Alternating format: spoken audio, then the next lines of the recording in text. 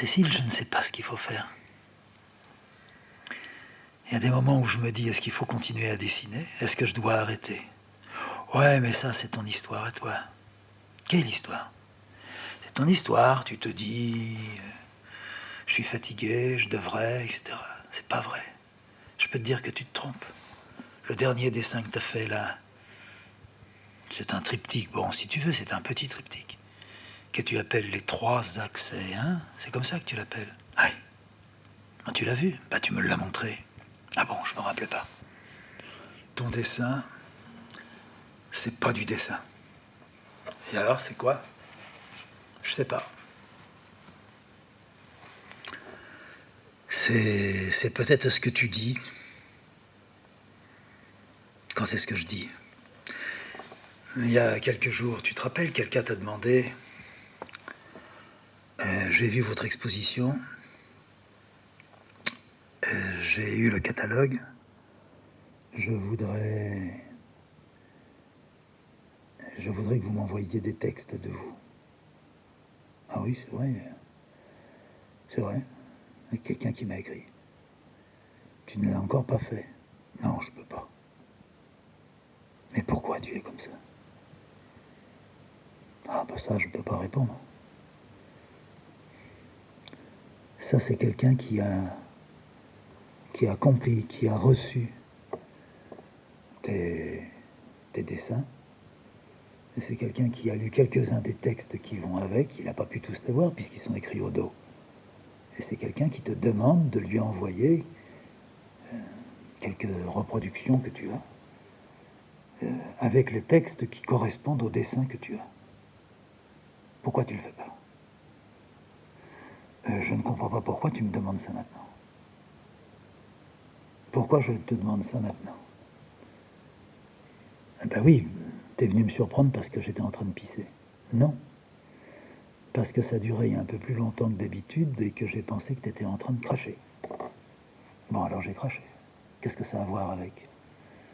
Ça a à voir que tu es... On peut dire que tu es fatigué. Ça, je suis tout à fait prête à l'affirmer et même à le crier. Bon, d'accord. Et alors? Quand tu craches comme ça vient tellement profond de toi que c'est... On ne peut pas dire que ce soit même tes poumons, tes bronches ou tes poumons. C'est quelque chose qui vient, peut-être, je crois que c'est possible, ça vient de ton âme. Ah, tu crois que c'est mon âme qui crache du sang? Ouais. Et je te propose... Oui, je t'écoute. Je te propose de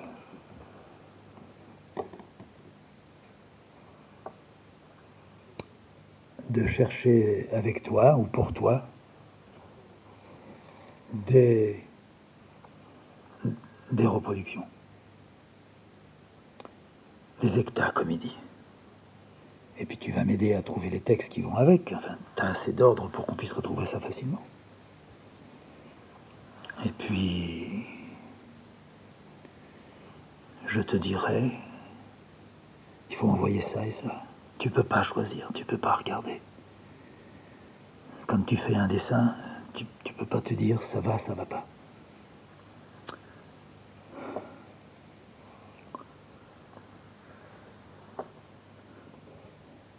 Tu es d'accord?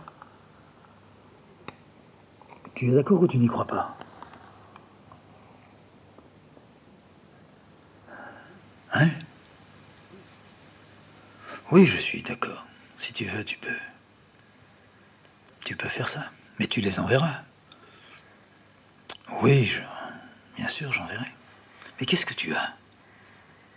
Écoute, au lieu de parler ici, dans les toilettes de Sirène, on pourrait peut-être se mettre sur une chaise.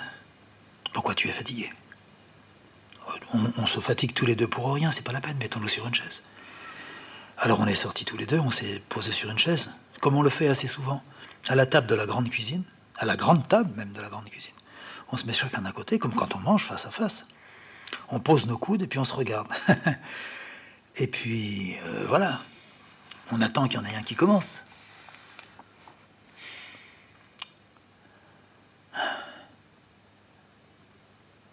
Alors Cécile commence. Elle me dit, tu as un défaut. Tu te poses, on peut dire comme ça, hein, mais tu te poses des questions concernant ton travail. Eh bien ça, il faut jamais. Tu crois? Jamais. Tu dis ça parce que tu penses qu'on n'est jamais juge. Je pense qu'on n'est jamais juge, oui. Alors, tu ne dois te poser aucune question concernant tes dessins. Tu ne dois te poser aucune question concernant tout le reste. T'as pas à t'occuper de ça. Oui, je suis d'accord avec toi, Cécile. Mais c'est que je ne sais pas comment ça s'appelle. J'ai un énorme quoi? J'ai un énorme crachat, j'ai un énorme souci, j'ai quelque chose qui ne va pas.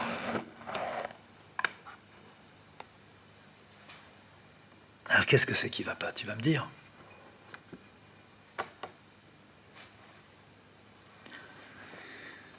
Quelque chose qui ne va pas, c'est que depuis qu'on est ensemble, que je travaille,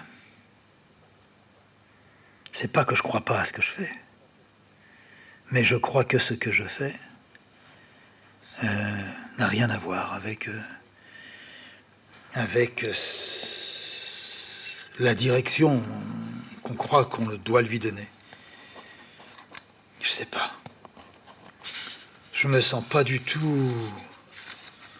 C'est vrai que par moments, je dis...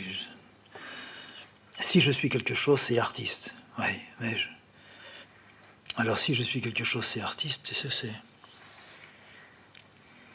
c'est une... Alors Cécile prend le relais, elle me dit, mais tu as foi, c'est ta foi qui te sauve. Mais non, Cécile, non. Non, permets-moi. Bien sûr, tu vas dire, c'est pas vrai, mais permets-moi de te dire que la foi que j'ai ne me sauve pas, ne m'aide pas, ne me porte pas. C'est pas du tout une foi comme on l'entend. C'est la foi qui m'envahit, c'est pas la foi que je porte. C'est la foi qui me dit, c'est pas la foi que je dis. Ça se comprend, ça? Ça se comprend peut-être pas, tu sais. Comme je suis coincé. Je fais en ayant le désir de faire, mais pendant un temps très court. Et tout le reste du temps, je tire et je pousse. Je suis comme devenu un esclave. Tu me diras, c'est faux. Je ne sais pas si c'est faux. Je ne me pose même plus la question, je le vis souvent mal.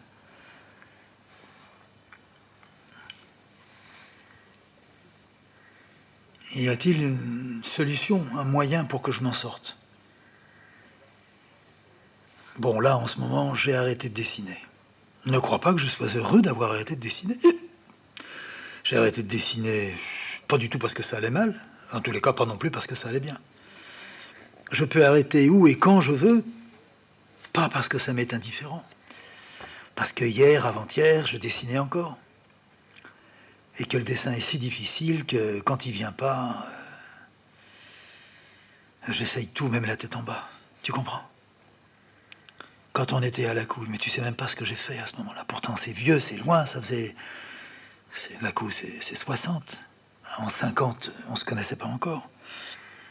Disons que là, je gribouillais, mais c'était frais, ça se pulvérisait, ça jaillissait, ça. Mais au bout de, disons, d'une dizaine d'années qu'on est passé ensemble, là, ça commençait à se travailler à l'intérieur et c'était les prémices de ce que j'ai connu par la suite et maintenant, beaucoup plus gros.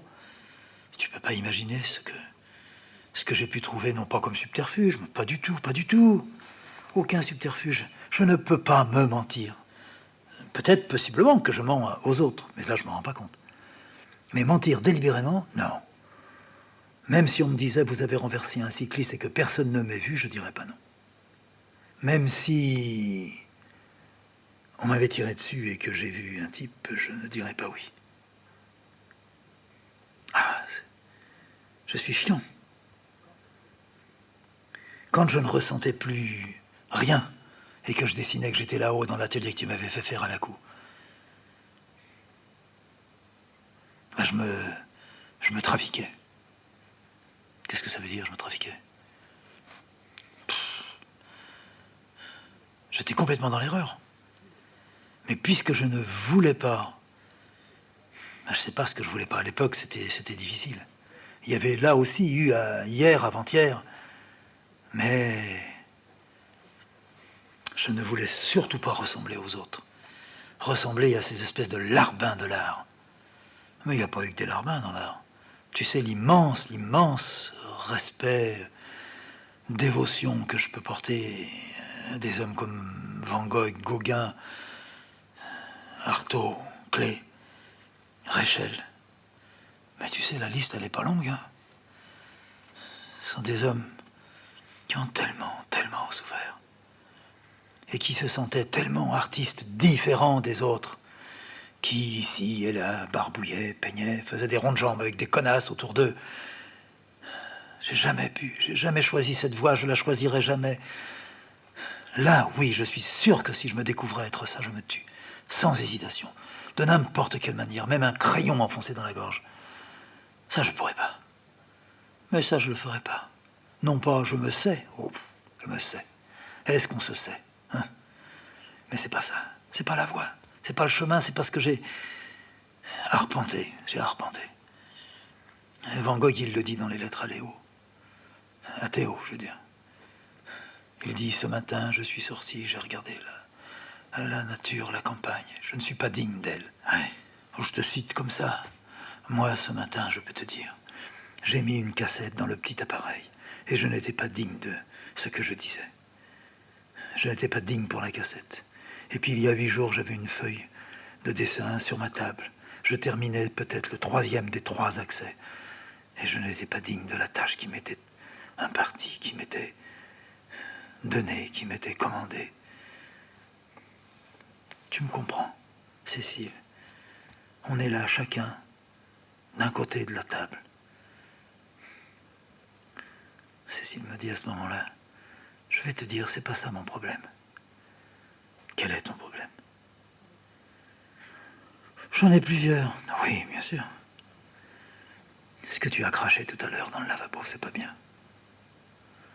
Mais c'est même au contraire très bien si, et tu as raison, si c'est de l'âme que je crache, c'est très bien. Je me la purifie. Si seulement tu disais vrai.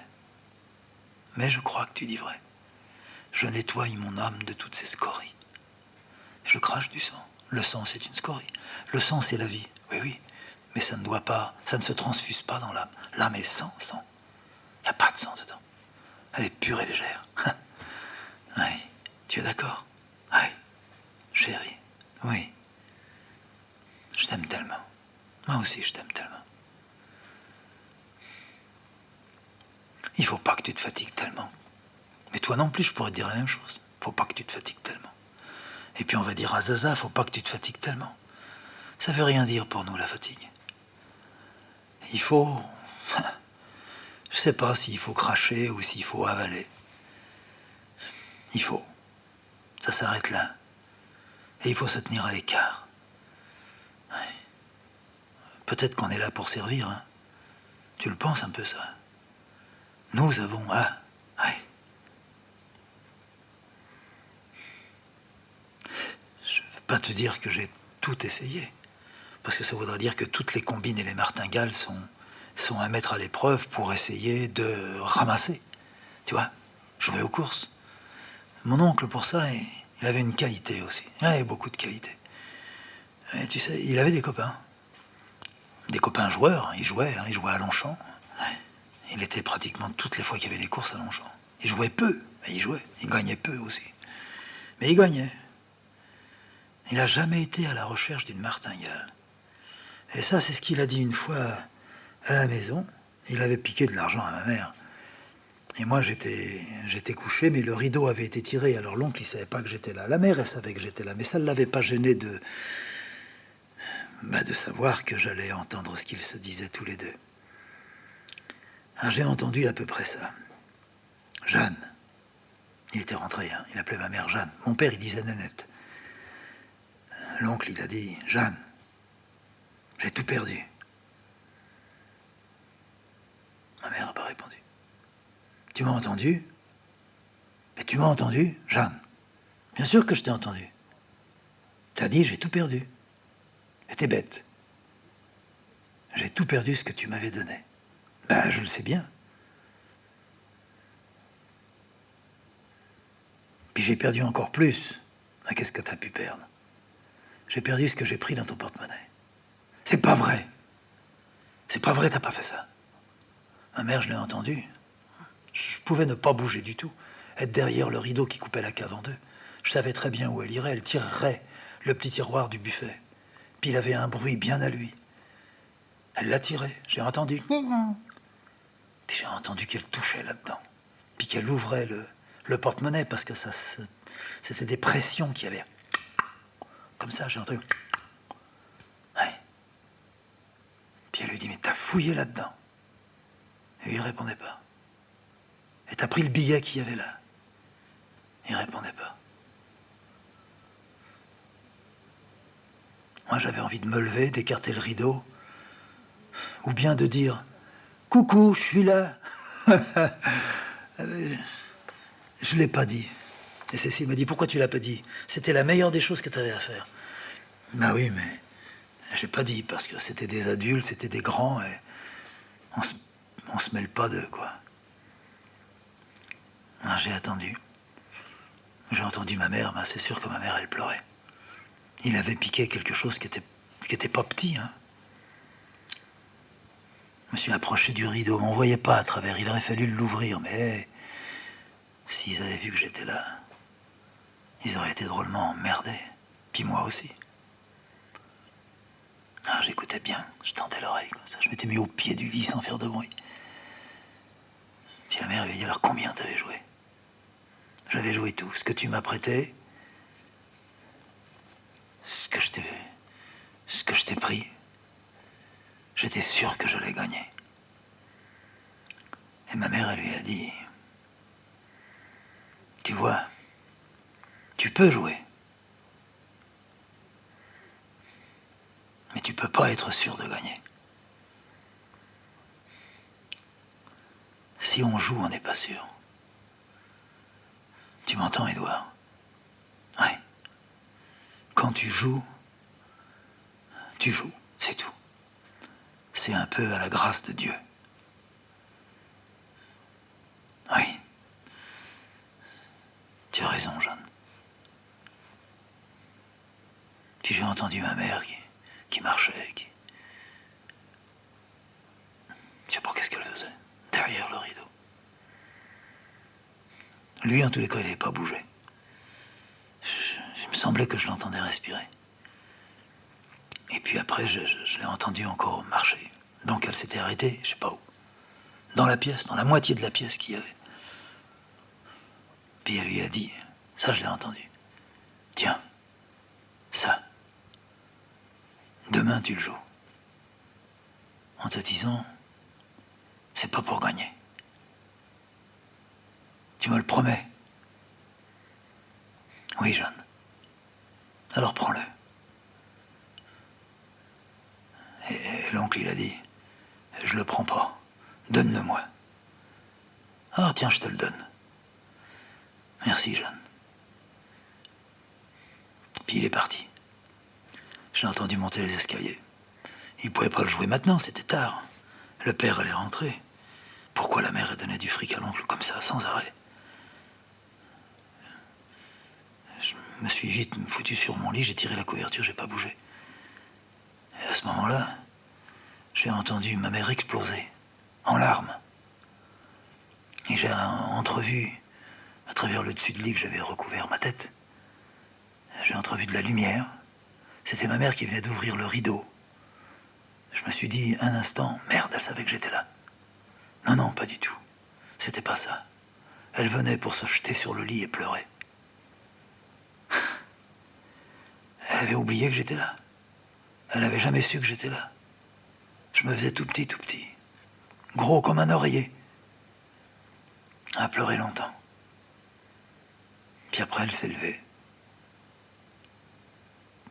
Puis je l'ai entendue farfouiller dans les casseroles. J'ai entendu la grand-mère arriver. Je les ai entendues toutes les deux ressortir dans le couloir, bouger les poubelles. Elle devait sans doute mettre les poubelles à l'entrée de l'immeuble. Alors moi, je me suis levé là. Je me suis ramené dans le milieu de la pièce. Et puis quand elles sont descendues, ma mère a dit « Ah, t'es là ?» Je dis « Oui, je viens d'arriver. » « Mais je t'ai pas vu passer. »« Ah bah si, je vous ai vu, vous mettiez les poubelles. »« Tiens, pourquoi t'as pas dit bonsoir? Je voulais pas vous déranger. » Elle m'a regardé. Je crois qu'elle ne me croyait pas. Mais ça s'est arrêté là. Alors vois-tu, je te dis ça.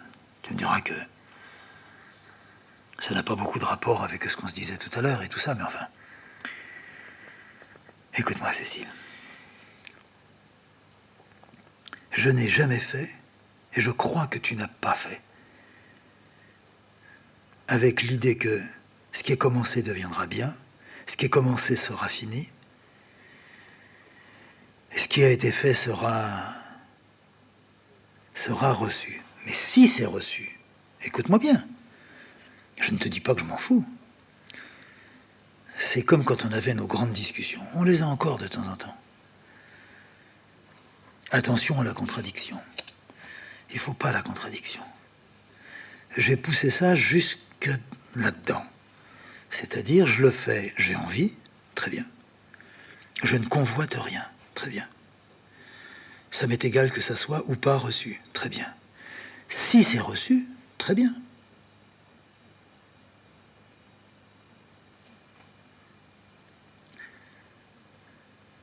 Il n'empêche qu'il y a des moments où, et ce sont des moments qui sont par période extrêmement renouvelés et fréquents, ça tombe vraiment comme des averses, où je n'ai absolument pas confiance dans le reçu ou pas, je le mets là.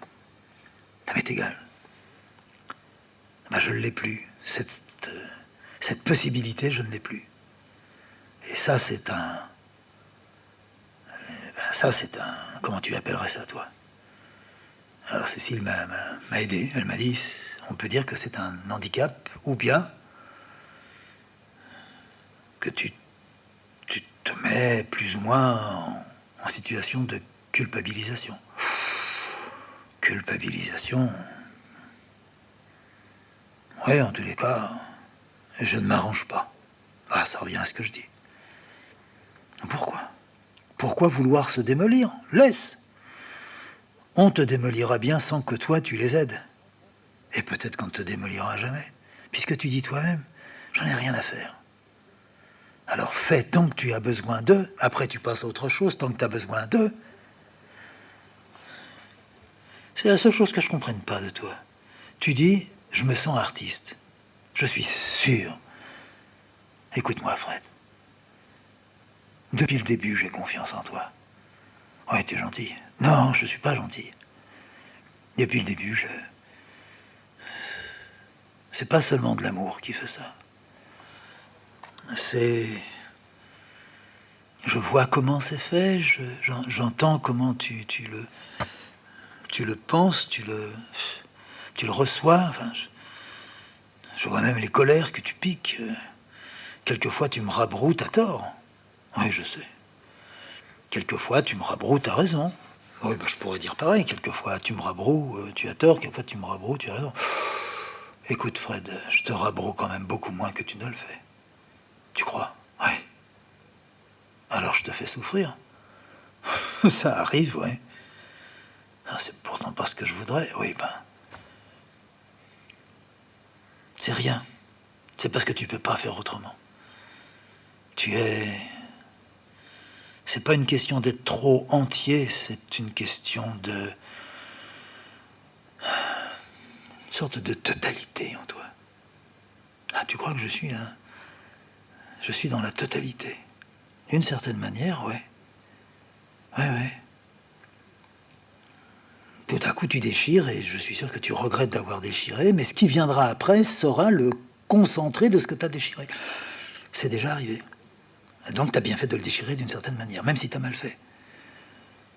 Ça ne se... Disons, ça se discute pas, ça c'est... C'est comme du feu. Oui. Alors, je peux te dire seulement que... Je me rappelle plus qu'on avait commencé par quoi. Je sais pas. Alors, tu vois que c'était pas grand-chose. Ah, si. C'est parce qu'on n'y attache pas une importance absolue. Oui. Tu te rappelles pas du tout? Non. Bah, aide-moi, fais un effort. Bah, je ne trouverai pas. Je crois que je ne trouverai pas. Ah oui, tu disais que tu sais pas pourquoi tu continues. Oh non, c'était pas ça.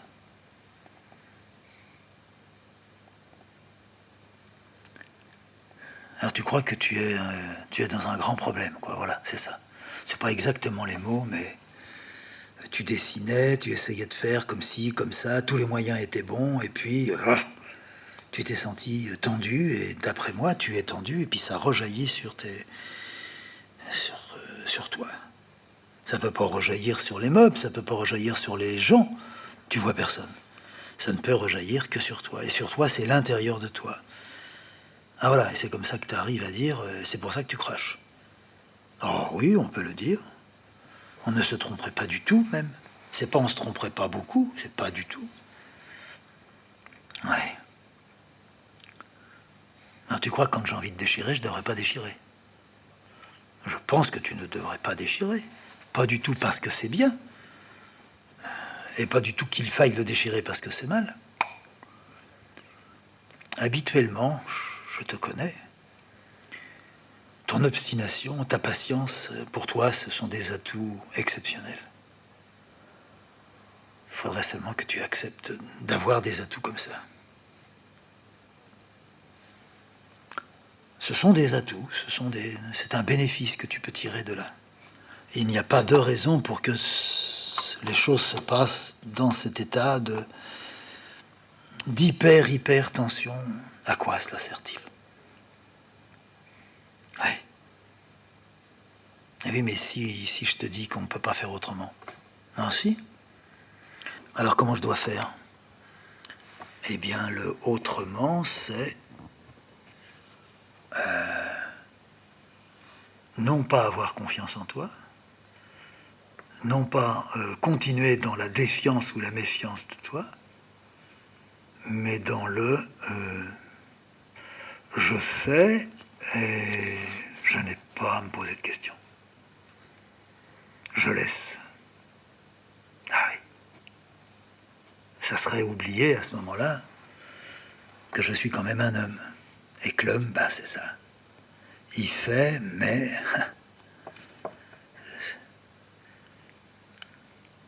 Tu crois qu'une femme, c'est ça aussi? Oh, je pense que tu connais toi aussi des moments, alors disons d'imperfection. Parce que c'est quand même de l'imperfection. Oui, c'est vrai. Alors? Bah alors, je sais pas.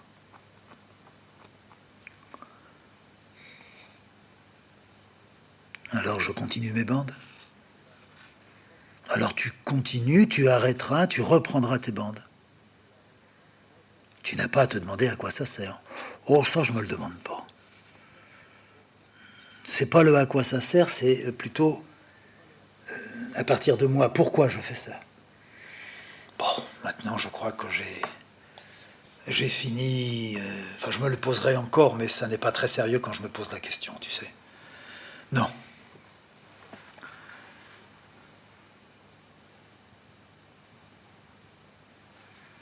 Bah, c'est à peu près tout ce que je peux te dire maintenant. Bah, moi aussi. Alors, qu'est-ce qu'on fait? Bah, on s'embrasse, si on veut.